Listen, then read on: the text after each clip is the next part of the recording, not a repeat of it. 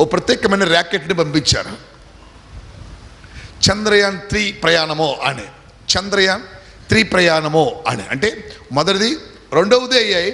ఒకవేళ ఆ పాసా ఫెయిలా అన్నది అనంతరం, కానీ మూడవదన్నా పాస్ కావాలని చంద్రయాన్-3 అంటూ ఎక్కడి నుంచి అక్కడికి ఒక ర్యాకెట్ పంపించారు.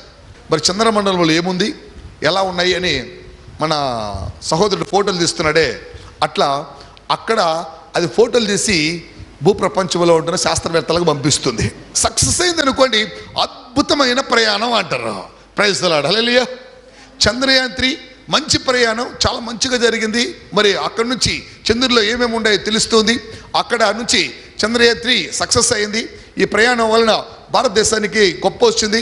చంద్రమండలంలో భారతీయ జాతీయ పతాకం ఎగరవేయబడింది అంటూ గొప్పలు చెప్పుకోవడానికి అవకాశం ఉంటుంది. దీన్ని అద్భుతమైన ప్రయాణము అంటారు. నేను కూడా ఒక భారతీయుడు